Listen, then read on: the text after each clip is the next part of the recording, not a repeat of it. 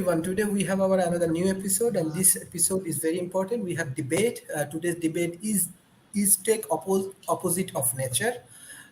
Today we have new format debate. Naturally, all of our audience, naturally you know that Professor Robs and David Smith is a two different team, but today they team up together.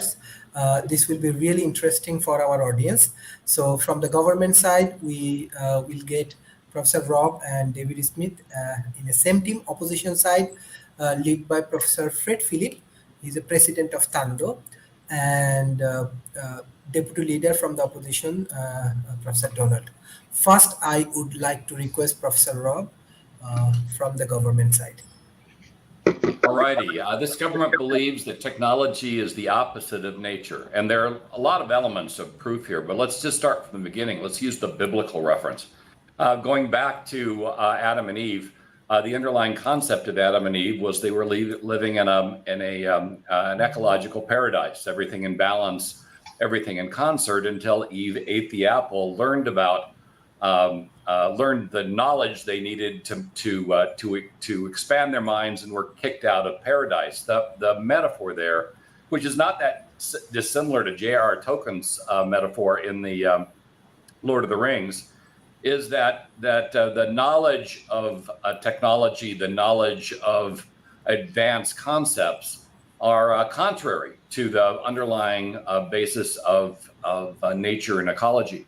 And if you look at nature, nature moves very slowly. It works under the operator of evolution, and evolution is something that moves, at least from our standpoint, slowly. But in terms of the age of the universe, evolution is incredibly fast, almost blindingly fast. But it always works in concert and in balance. And if it doesn't, whatever's out of balance tends to die out, always remaining in balance. Now, if we look at technology, technology operates very quickly from our frame of reference. So it's blindingly fast, even against evolution. It tends to have a purpose. That you develop technology to solve a problem. Nature evolves to solve a problem over time, but there is no indication that nature knows the goal that it's headed in. In other words, it's not an intelligent progression. It's just a matter of keeping everything in balance. And as it keeps those things in balance, it evolves and advances. And if something's out of balance, evolution over a long period of time attempts to put it back into balance again. Otherwise, the ecosystem dies out.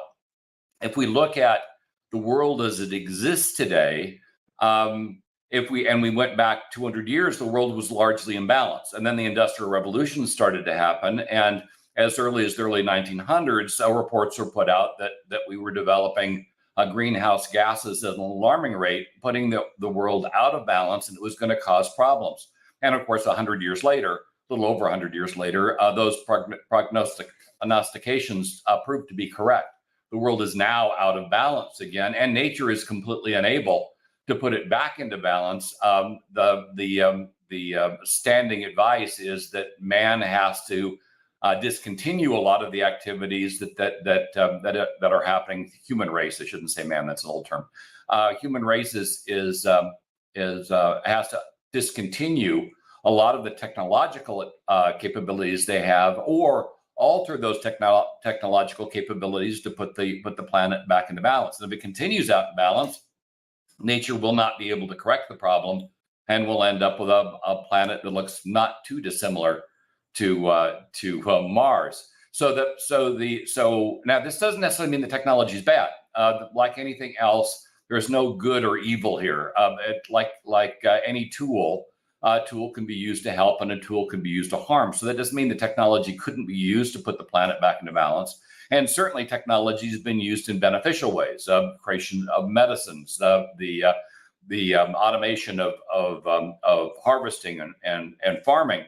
But recognize that by using technology in those fashions, in every case, we generally throw the world off balance a bit, because the nature cannot respond as quickly as technology can alter. And so when humans go in and make a large change, it could be thousands of years before nature could respond. And so the two things, at least right now, are often diametrically opposed.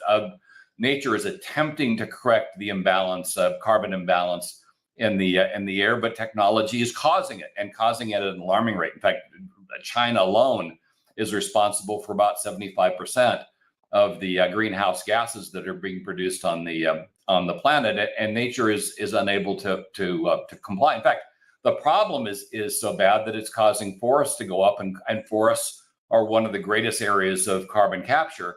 And so technology is causing the safety mechanisms of the planet to fail, and fail at an increasing rate, which is why it looks like a climate change, which really is kind of global warming, is accelerating at the moment. So if we look at technology, the way it operates, the speed at which it operates, the fundamental nature of it, where it's goal-based, you develop a technology to solve a problem, where nature is much more seemingly much more seemingly random, but attempting to do the same kinds of things using a much longer timeline and a much different set of mechanisms, always remaining in balance. In fact, that's probably the biggest element that separates technology and nature, is the fact that nature attempts to maintain balance, where technology as it's being deployed right now does not. There is no inherent rule with technology that balance must be maintained. The Hadron Collider would be a good example of just how potentially dangerous technology can be. When the Hadron Collider was first conceived, it was believed that the chance of the Hadron Collider creating a black hole that could turn around and consume the Earth to be incredibly remote. It turned out that analysis was 2 magnitudes in the wrong direction in error, and so man can certainly create, and has the potential to create a catastrophe great enough to wipe out nature. Now, that isn't to say that nature can't create catastrophes that can wipe out man, but the speed in which these things develop are very different, and so in the end, technology, the way it's operating at the moment, is being incredibly damaging to nature. It operates using different mechanisms, goal-based, and it is much faster than nature, which is creating a series of problems. With this, again, is not to say that it's evil, and it's not to say that you couldn't use technology to assist nature. It's just that the 2 elements, the way the elements evolve, the way the elements are conceived, and the way the elements interact together are diametrically opposed, and that makes technology the opposite of nature. You're muted, Sharif. You're muted.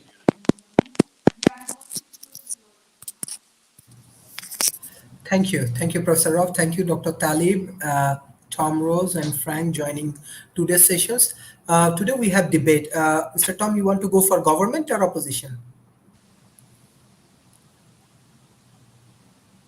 My apologies. I need to be brought up to speed here. Just woke up, and whichever side you think. I will go for the side of nature. Okay, side of nature. So, Professor Rob, okay, Mr. Tom is government, and Mr. Frank is opposition, and Dr. Talib Rafael, for today's debate, he's a debate analyst. Now I request Professor Fred Philip from the opposition side. Unmuting. Unmute yourself. Hey, you muted me again. Oh, no. We okay now? Can you Okay, this is a fun question, very philosophical. Yes, if you are a person who sees the world as a dichotomy of natural things versus man-made things, then yes, you'll think that tech can be in opposition to nature. And Rob mentioned the Old Testament of the Western Bible, where God gave humans dominion over the earth. And my dictionary says that dominion means control or domination. And I have heard modern clergymen try to bend that translation. And I can't say because I don't speak Aramaic or ancient Hebrew, but the modern clergy are trying to bend that translation to make it sound more like God commanded us to husband the environment. But I find those arguments kind of thin. The translation says dominion, and I think that's what it meant. However, if you're a different kind of person, and this represents our position in the opposition in today's debate, you take the view that evolution produced tool-making species. So in that view, no, technology is not the opposite of nature. As a matter of fact, it's not only humans, but some primates, some birds, not only use tools, but actually make tools. So, oh, and I should say that I'm using the words tools and technology as synonyms. So clearly humans are capable of turning tools against nature with things like clear cutting forests and strip mining and nuclear weapons. And some other tech can appear to be against nature. I'm going to venture that some tech can appear to be for or against nature depending on the time and place. Okay, there have been some breakthroughs lately in California on nuclear fusion. Fusion is completely natural in our star, the sun, but is it going to be for or against nature on Earth? We will see that. Maybe a more, down to earth example would be fission generation from nuclear fission. Time and place. Utterly foolish to put such a plant at Fukushima, where it's a place that's subject to tsunamis and earthquakes, but in a more geologically stable place, it would be quite okay. In any case, now, as humans continue to evolve, not biologically, but spiritually and psychologically, we're looking to things like biomimetic and bio-inspired design of our tools. I helped the San Diego Zoo start their Center for Biomimetic and Bio-Inspired Design. We're showing a new appreciation for sustainable tool use from traditional and indigenous communities. Here in New Mexico, where I live, the Pueblo tribes exercised subsistence farming for hundreds of years. It's over now, but it was totally sustainable ecologically. And if that interests you, you should read a really wonderful book called The Milagro Beanfield War by John Nichols that describes this.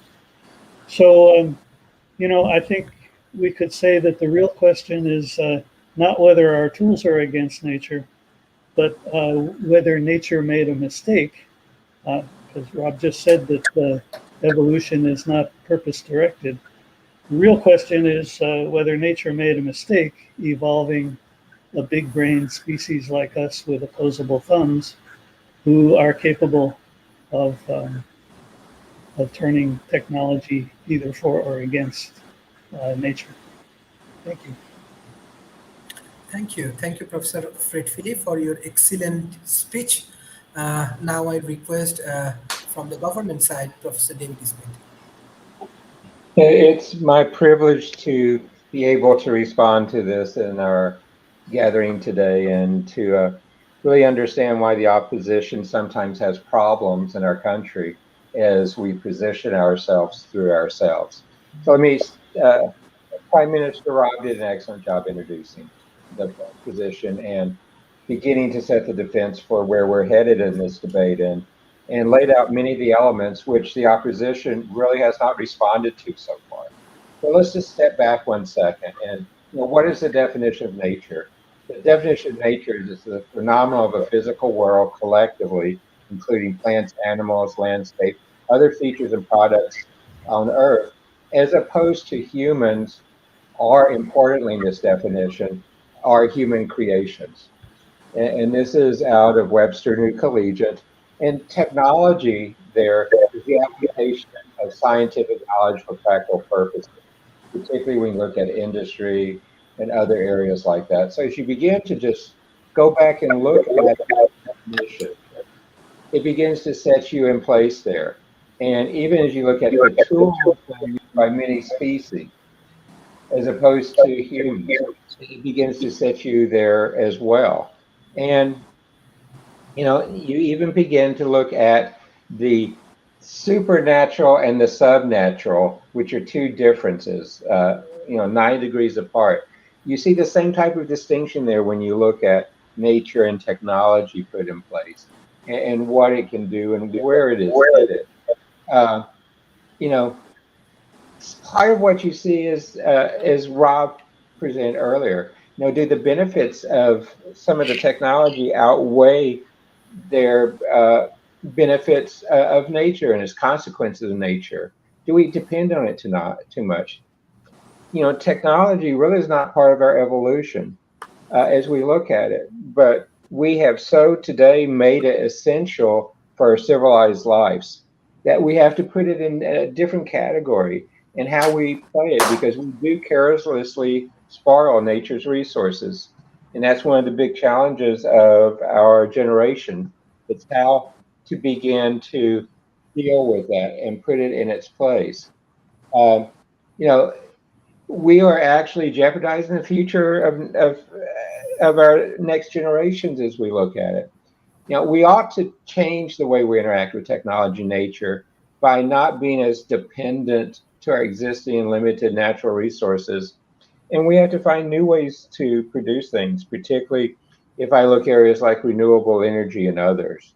And, we can even look back in our other agricultural area with the way we've changed how we produce food. How do we produce farming with the animals and things and affect that change? And it's kind of, as you look at pieces, and we even see how nature does some of it. There was a great study at MIT, I guess, 8, 9 years ago, of some of the scientists where they were looking at how to remove bacteria from drinking water. And one of the things they use is connective tissue from the, trees as part of the process, which to my simple mind makes a lot of sense. But you begin to apply it, you see the differences there. And, you almost say, as Dr. Phillips put in there, now I'm going to use his words in a different meaning, is that nature's evolution is technology's evolution. And one of the questions we have from the people listening to the debate is, there Moore's law that could apply to nature? Well, if you look at Moore's law, it really, and I had the great opportunity of working with Gordon Moore and working with Bob Noyce. And as leader of the first semiconductor roadmap, Gordon was the chair of that roadmap. And, when you looked at him, he made it very clear that Moore's law was not an absolute. And actually, there's 3 parts of Moore's law. One was the doubling of the transistors, one was the size of the wafer, and one was the cost. And I love going back to those, because if you followed Moore's second law, which is the size of the wafer, it would be about as broad as 6-7 feet right now. And we simply could not do that because of physics and some of nature's laws there. So that is a great question, Ted, as you begin to look at it. But if I look in nature, there's laws of survival. Could that be a Moore's law? Very possibly. There's laws as you look at how it responds to threats. Not really a Moore's law in others, but there's there that you can beginning to move towards it. And if I look at technology and innovation, it has, well, only about the last 50, 60 years really been guided by man, therefore guided by part of nature. And while nature's been around for millions and millions of years, and if I look at the nature's time over man and then without man, we see the distinctions there. And that's what makes this topic a difficult one, is that there's times when we can look at each of them in their native states. If I look at them in their native states, it's hard to find the distinctions which this debate topic is opposing. So that's my comments, and I'm looking forward to Donald's rebut. Thank you. Thank you. Now I request from the opposition side, Mr. Donald. Well, I want to build on what Fred said because, I mean, I think that the Earth is natural and the solar system is natural and galaxies and suns are natural and galaxies are natural and the universe is natural. I think everything's natural that we live in. We live in a natural world. I'm a naturalist. When you consider yourself a naturalist, what you're saying is that you believe that you're part of a natural world as opposed to supernatural. And when you get to the Bible, what the Bible is saying is that a supernatural thing created the earth. And the vision that has is extremely naive.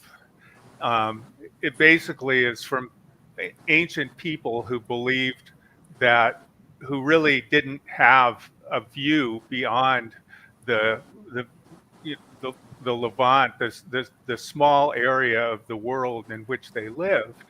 And we now with the JWST, that we can see back 13.5 billion years into the past, and we are able to verify some of the theories that we've had about the Big Bang and the creation of the universe long ago. So we know now, we have some, and we can see how many, just incredibly many galaxies there are, and each galaxy has incredibly many stars.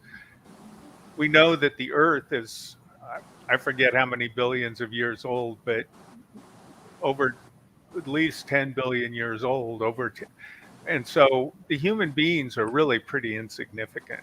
I mean, and what we do, why are we different than ants? Why are we different than bees? Why are we different than any other creature that takes material from the earth and uses that material to build things and make hives that we live in and build like beavers, we build dams. Like ants, we build houses that we live in, and bees, we why are we different? What's different about that?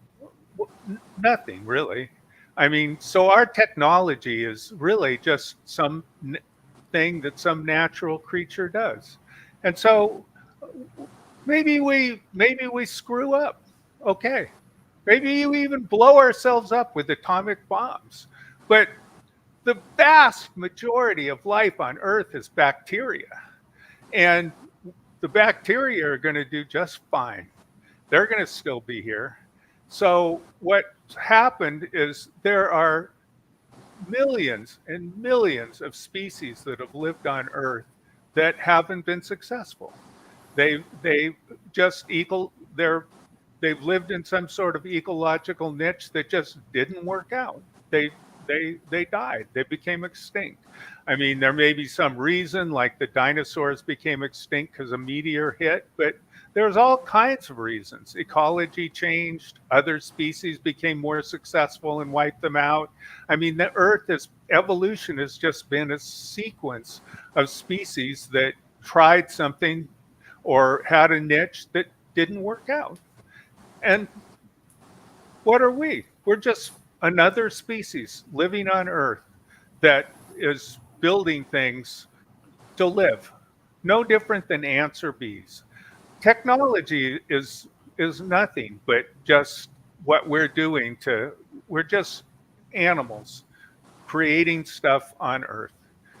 Technology is nothing. It's nothing special at all. It's just something that human beings are doing that's just as natural as what bees or ants or anything else do. We get this And even if life on Earth was gone, the planets still exist, the solar system still exists, the universe still exists. I mean, we're so insignificant that it's just incredible to even think about.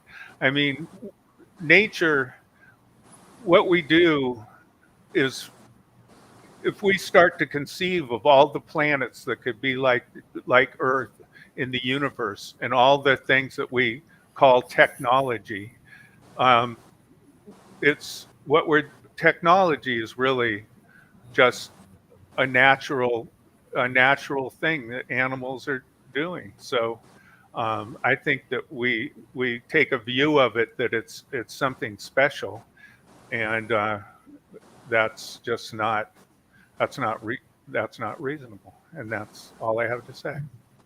Thank you. Thank you. Now I request from the government side, Mr. Tom Rose. Okay. Yes. Again, apologize for being late. Also, I was in the middle of writing Sharif an email when I got the "I'm waiting" message from him, so I rushed in here, and that may have worked in my favor because I didn't have time to prepare or anything, and I thought this was an interesting topic. And in my view, I think I'm taking the nature side, but in my view, technology is nature. This is a closed system. Everything that we produce and do and think about is all part of nature, at the very base level. And so Fred reminded me when he asked if nature made a mistake. It immediately reminded me of the character Rust Cole in True Detective. And I quickly found a piece of his script there, which is his character is really based on David Benatar's kind of anti-natalist, pessimist sort of philosophy. And so I found it, and I think for my position, I'd like to just read it. It's fairly short, and it really encapsulates kind of the way I see things. And here it goes. This is, I think human consciousness is a tragic misstep in evolution. We became too self-aware. Nature created an aspect separate from itself. We are creatures that should not exist by natural law. We are things that labor under the illusion that having a self. This secretion of sensory experience and feeling, programmed with total assurance that we're each somebody, when in fact everybody's nobody. I think the honorable thing for our species to do is deny our programming, stop reproducing, walk hand in hand into extinction, brothers and sisters. So that's the idea. In that, I think that the mistake nature may have made, which is also just very natural, is our self-awareness. We became too self-aware, and I think that's born out of the fear of survival. As naked apes, we would not have lasted very long once we climbed down the trees in the savannah. And so the fear created our ability to create tools. Now, this is all very an organic process, obviously, but our fear ignited kind of this need to create tools to defend ourselves from predators and the environment. And it was a very useful thing to be afraid for so long. It put us to the top of the food chain here on the planet. I believe that this fear is now over-serving us, because that fear also caused us to really discern patterns or breaks in patterns. We could see the difference between a lion on a beige, field of grass. And so anyway, I think this now we're taking our babies to the zoo, to see the lions. So we won. But I do think we're still in this state because it's a relatively short period of time, from the cave to the condo, where we still have this trait. And now we're seeking patterns that look a lot like conspiracies, or, we're seeing motives in people that aren't necessarily there.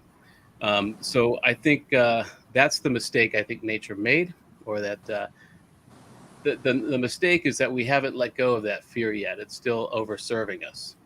And but again, as being for the government and for nature, I think everything is in this closed system of nature and technology and all of that. But the one mistake that we made was to not let go of that fear, which was born of this self-awareness.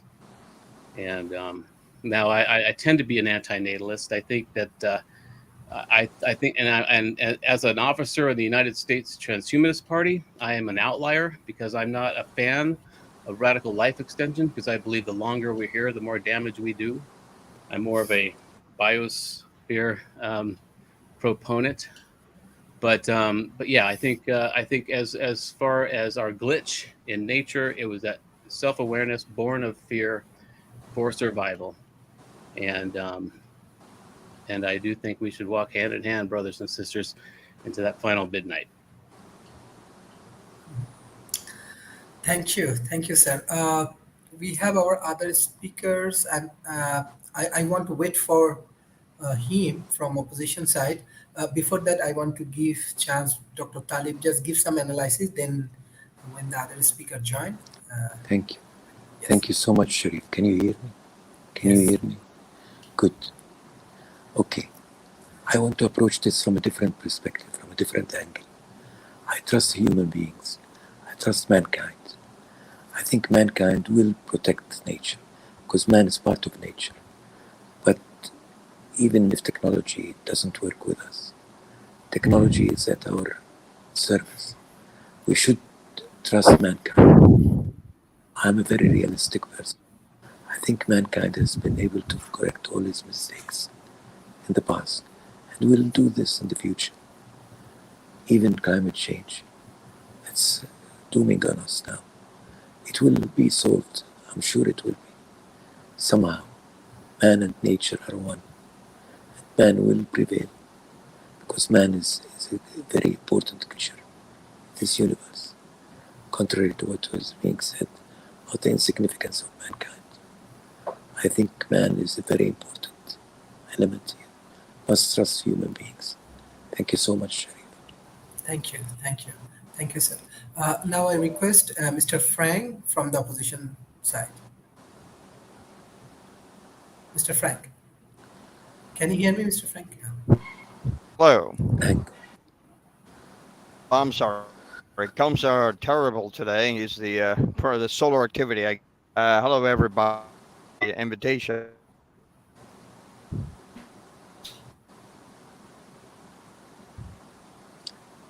cutting off. Yes, Cutting off. Yeah, cutting out. You're cutting out really badly.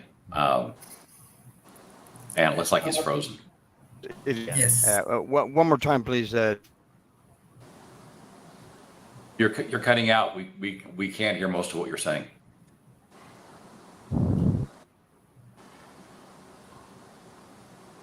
And he's frozen. Okay. I'm going to.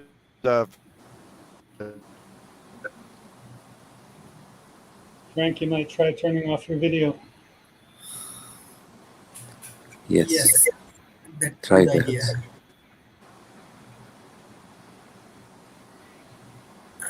Try to turn off the video.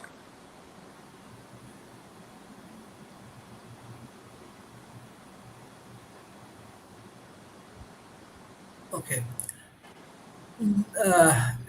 In that situation, I want to go for the closing remarks. First, I would like to give chance the opposition leader of the parliament, Professor Fred. Thank you, Sharif. I think I'd like to make closing remarks in two areas. One is you've heard of the Fermi paradox, and the physicist Fermi asked, "Where are all the little green men and green women?" Meaning, if the universe is full of life, why haven't they visited us? And one possible solution to the Fermi paradox is that there may be intelligent life everywhere, but when they progress to a point close to where we are now, they destroy themselves with their technologies, whether it's nuclear war, biological warfare, whatever, and they never reach the point where they can go exploring the galaxy, at least other solar systems. So you may interpret that interpretation either from today's government position or from the opposition position, and yet the outcome is the same. We have not been visited, and it could be because every intelligent species on every planet turns their technologies against nature, or through the other interpretation presented today, which may be just a semantic difference. The other area of my closing remark has to do with this topic, is fun and could be seen as frivolous, but I think there's one area where it's really very important. If you've been following the news in the United States and what's going on with the Supreme Court, you find opposition between people who want total guidance from first the founding fathers of our country, and second from biblical guidance. And then there is another faction that says, well, that's all very fine, and we can learn a lot from the founding fathers and from the Bible, but we have to deal with today's problems with today's tools. So in a similar way, we can argue both sides of today's question on this video cast. Rob and I and some of the others started with biblical positions, and our religious backgrounds, all of us, definitely influence the way we look at things, but should not imprison our minds, in my opinion. So we can't just say, the Old Testament, God said this or God said that, and say that's the end of today's argument. We really need to say how those things, the biblical verses, formed part of our personae, formed part of what we are today, and yet be able to both acknowledge that deep historical influence and stand aside from it, and turn our technologies toward protecting the earth, hoping that our species will survive long enough to contact and make friends with the little green men. Thank you. Thank you. Thank you. Now I request Professor Rao for closing remarks. Sure. First, I want to answer a question that came in the comments. Oh, if you're not talking, please mute. Otherwise, I'm going to get an arrow. Natural equivalent to Moore's law is the Carlson curve. The Carlson curve was a biotechnological equivalent to Moore's law, and named after Arthur Rob Carlson. It predicted that the doubling time of DNA sequencing technologies measured by cost and performance would be at least as fast as Moore's law. So there is one. I was unaware of that. I'd look it up myself. I want to thank Donald and Tom for both getting me ready for my weekend. I think Donald said that humans were insignificant like ants, and animals were doomed and not special. So that positive remark has me fired up for my vacation, as feeling very insignificant. And then, of course, Tom talked about us as being natural mistakes and walking together into the final midnight. Another uplifting feeling as I go off into my vacation and look to swim out into the ocean and may never come back. But that aside, it was David's comment on the definition of nature that I think we should stay with. And the definition is the phenomenon of the physical world collectively, including plants, animals, and the landscape, and other features and products of the earth, as opposed to humans or human creations. And by any measure, technology is a human creation. And so in the very definition of nature, it highlights that technology is the opposite. I do agree with Talib that technology doesn't need to be bad, and technology can be used to impact itself. In other words, to correct the kinds of problems that man is creating, and the technology itself is creating. And I think this goes to the underlying message that we probably should leave with is the real difference, I think, between technology as we are now using it in nature is that concept of balance. Nature has to be in balance. It's a forcing function. If nature gets out of balance, things die until it comes back into balance. And if it gets into a spiral, then nature ends. It just dies out. If we treated technology in that same fashion, where we created, if we created it did harm, where we put an equal or greater emphasis on correcting that harm so that things are made in balance, we wouldn't be in the trouble we are in today. And what makes technology different than nature, that balance aspect is probably what we should be forcibly putting back into our technological efforts in order to assure that we don't walk off as Tom said into that final midnight, or like Donald said, that we aren't dooming ourselves as a race. And so the underlying focus and the difference between nature and technology is that concept of balance. And were we to put balance back in as a forcing function for technology, so if we create something like the atomic bomb, we spend an equivalent amount or greater amount of effort to find a way to mitigate the damage that an atomic bomb could do. Or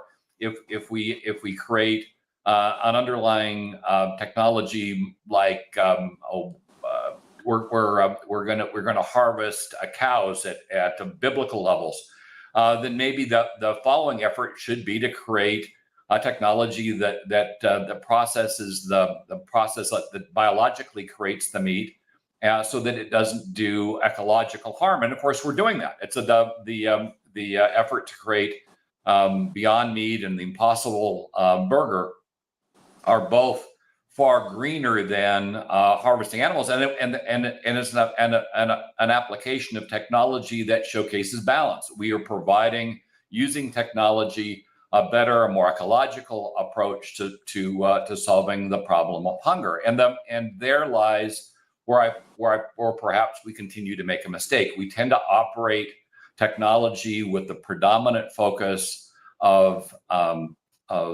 financial benefit. So profit becomes the overarching goal for technological development and application. And we only have to look at the petrochemical market to see how badly that's gone. Because with the petrochemical market, at least looking at how things occur in the United States, subsidies are going to the wrong side. We're subsidizing the market so that they produce more, but we are under subsidizing efforts to correct the damage the petrochemical market does. And we are not penalizing the companies for doing that damage. And so their profits are artificial. The harm is being experienced by the population at large. The benefit is being experienced by a very small portion of the population who get ever richer. And that is an inherent imbalance. If we were to pass laws, if we were to create mechanisms to assure balance, then it would better assure that technology and nature weren't operating opposed. And they don't have to be opposed. They can be opposites, but they don't have to be opposed. You could argue a nut and a bolt are exact opposites, but working together, they create a solution. Technology and nature can operate together. Technology can be used, for instance, to put out the massive forest fires that are going on across the world right now. But is that where our efforts and our technology development is focused? Not really. Much of the effort right now with regard to advanced technology is with regard to space tourism, which doesn't seem to have any beneficial impact on much of anything. And during a time when the environment is at extreme risk, and we know that these rockets that are going up are doing extreme damage. So once again, a lack of balance. And so the nature of the opposition between the two elements, nature and technology, is not necessarily a law. They do not have to be. They can be opposites, but they don't have to be opposed. And our goal as a government, as a group of people, should be to bring these things back into balance, to assure that technology is first applied to help the race and to help the planet, and that mechanisms that are in place that tend to reward bad behavior are replaced with mechanisms that reward good behavior. The elimination of ocean-borne plastics as opposed to the creation of ocean-borne plastics, which is, again, an economic vehicle. The reason we have so many ocean-borne plastics is because it's really cheap to throw stuff into the ocean. It's really hard to recycle that stuff. But our incentives our financial incentives are focused on doing harm. They're not focused on creating benefits. And until that is fixed, then technology and nature are not only opposites, but they're opposed. And fixing the opposed part should be on the critical path to assuring the long-term health and capability of the human race. The government rests. Sharif, you're muted. You're muted, Sharif. You're muted. Thank you, Professor. As it is very important discussions, I want to give more chance for closing remarks to other speakers. Professor Donald, what you want to share as a closing remarks for today's session? Well, I kind of feel like Rob sort of pretty much changed the subject, because the subject was basically, let's see if I've got it here in front of me. Oops, come on, you. I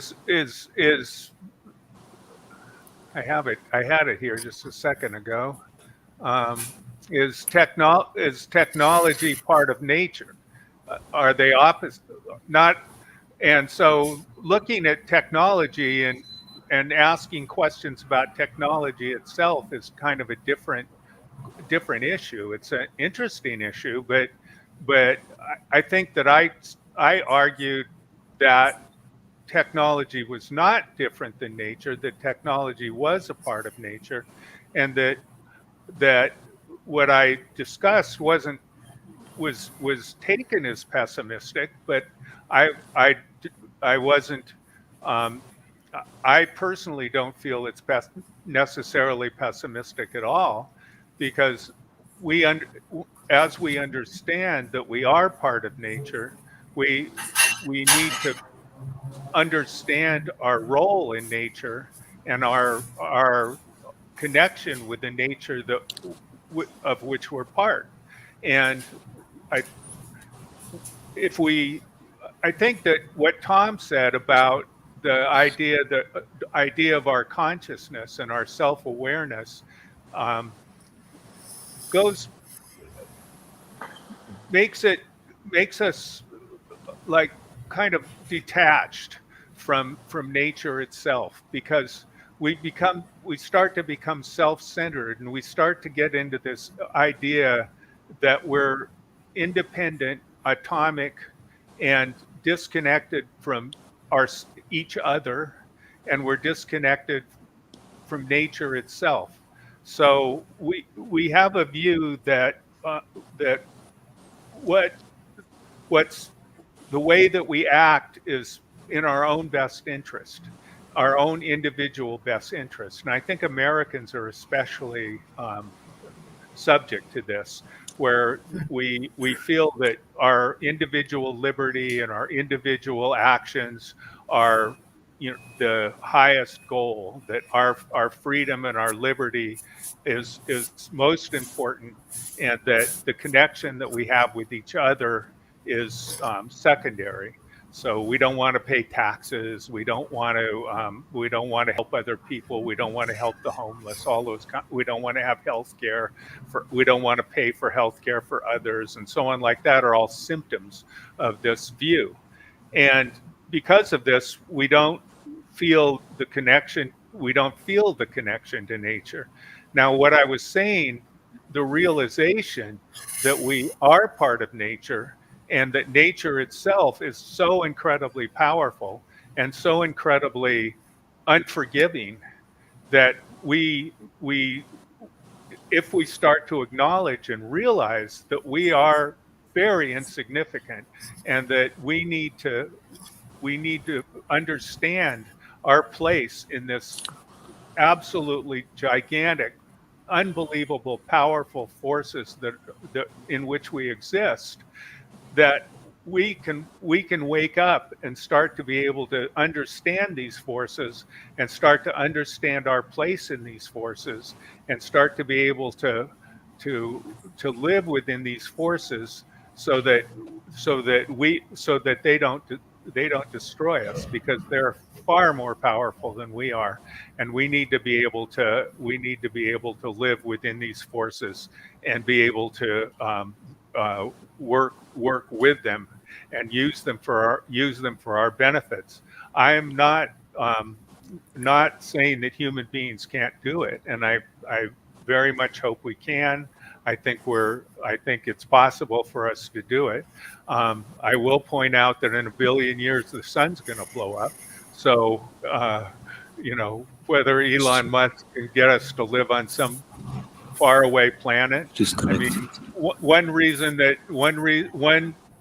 aliens may not have come here is that it's a long way to get here, and the speed of light is a gating factor for being able to get here. Warp speed is on Star Trek, but we don't know how to make that happen.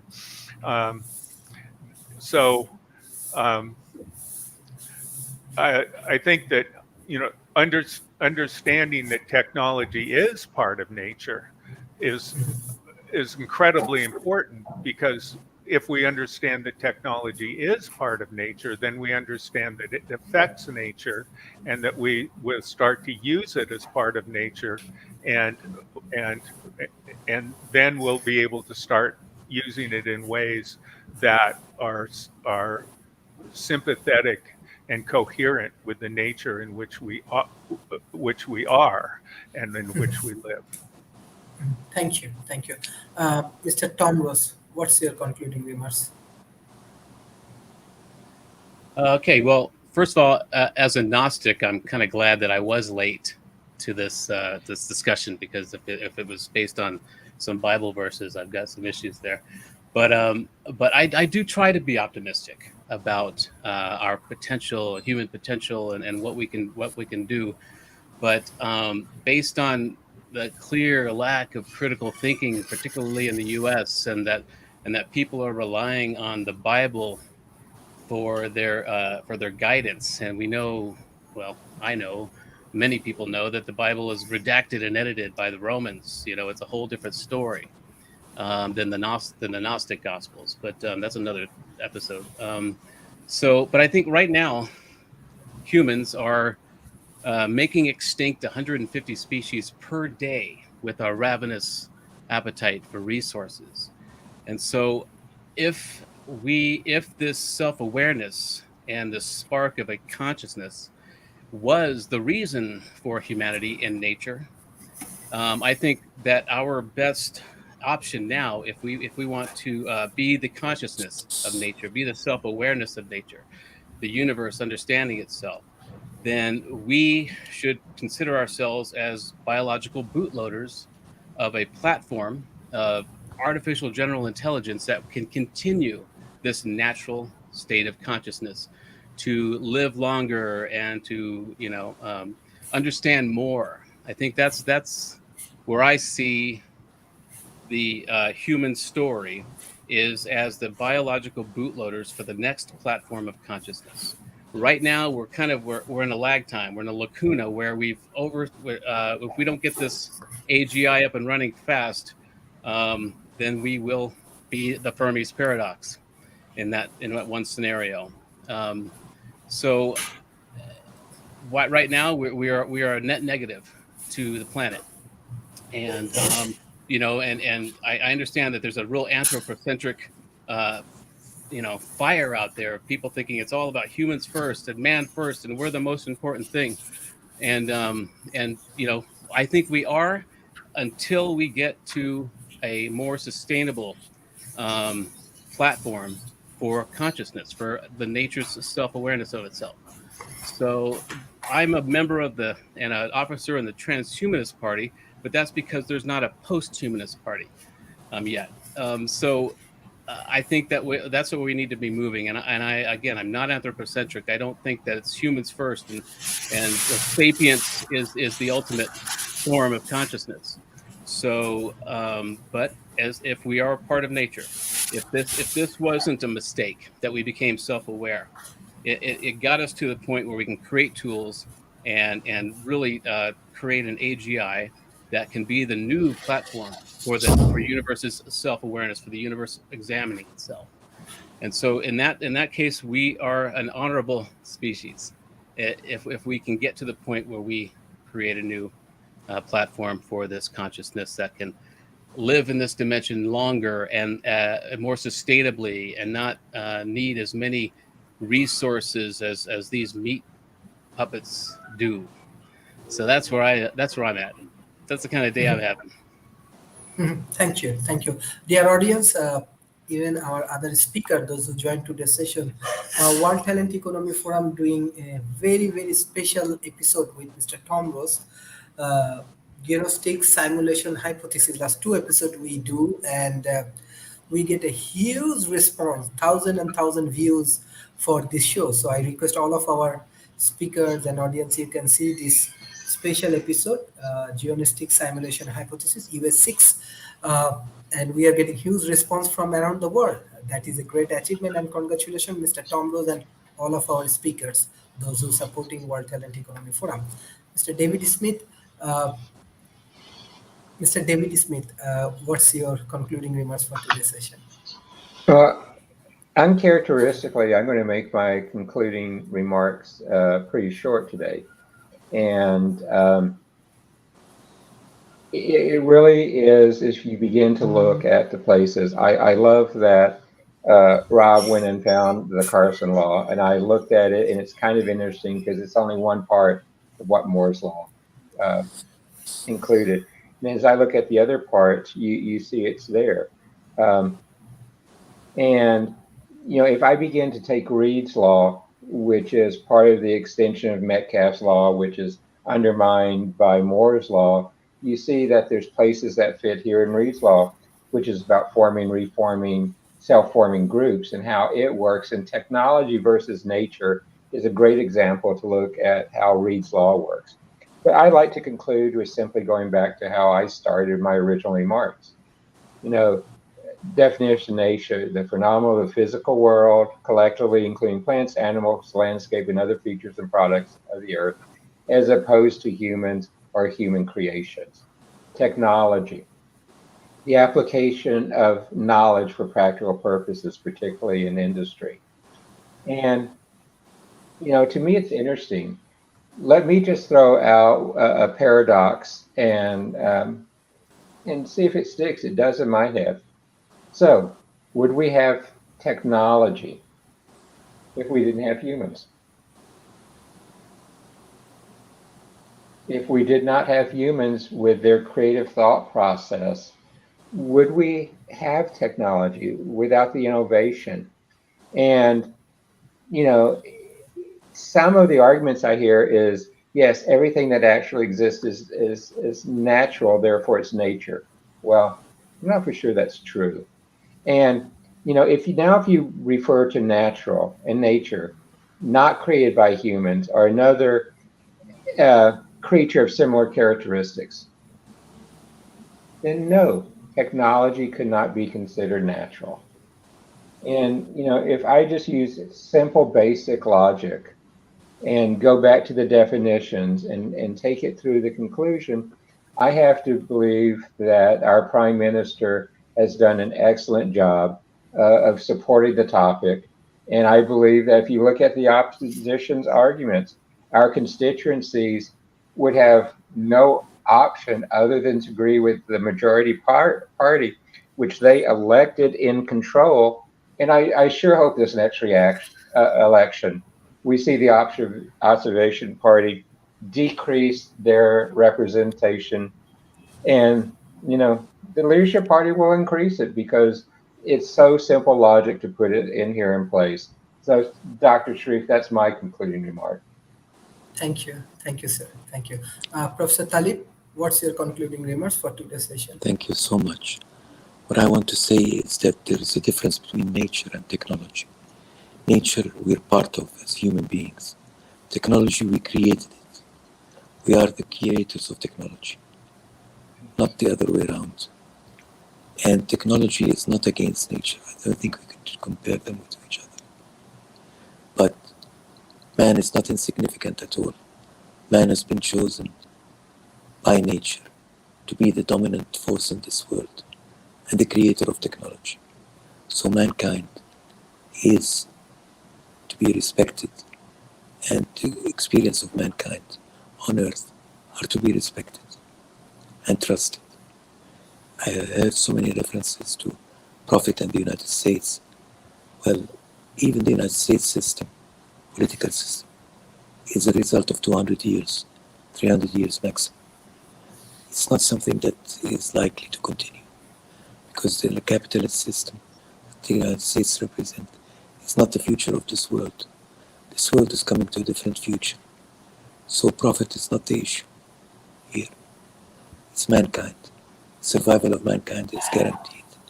I can guarantee you that. Survival of mankind will always be the most important element here. We're all here because we're human beings. We're mankind. And we are all intelligent people. Our species has grown up to be the most dominant species in this universe. It's not because of religion. I'm not a believer in God. I'm sorry to say this. But I do agree that mankind has to be respected. Thank you so much. Thank you. Thank you, Professor Talib, and thank you all of our speakers for joining today's session. Today, we finish our 616 episode. Last 2 years of time, what we do in Malaysia, I want to give special thanks to all of our speakers, uh, those who support World Talent Economy Forum, because this week, the last week for us in World Talent Economy Forum in Malaysia. Next week, we will shift in my countries. Beside that, we have our own campus. We train many students, especially grassroots level. We have limited ability. With these limited abilities, we train many people. We produce many intellectuals, community, especially talent. We support them as much as possible. Uh, yes, we have our lot of colleagues. We have our own campus. Everything we are living right now. Uh, but I request my students, my audience, those who regularly getting support. I never ask you anything, never ever. Even we do not do it for money. We do it for 100% free. When I'm living Malaysia, maybe I have few hundred ringgits. I don't care about that. Uh, we do it for human progressions. We do it for human development. We only do it for grassroots level people engagement, because most of the people ignore it. So hopefully, uh, you, all of our students, all of our audience take these projects very seriously in Malaysia. uh, and whatever I can, whatever my team can, whatever all of the speakers can, they did for for these people. Now your term, you have to prove yourself. Whatever you learn from us, you have to develop your projects and you have to develop this talent economy. Now this is your responsibility. From my part, whatever I can, I did. Last few years, maximum things I did. Now I'm leaving, and definitely we will take new responsibility, new challenges. And I say that World Talent Economy Forums will be 100% free for the grassroots level people. Yes, lot of challenge coming, lot of challenge is difficult for me to overcome. Some point I'm very small to handle these things, but I'm sure my next generation, what I'm producing here, they will cope up with these things and we will make history together. Thank you. Bye bye and take care. Thanks, Sharif. Thanks, Thank Sharif. you. Bye. Bye, Sharif. Thank you. Thank you. Bye. Bye. Bye, Sharif.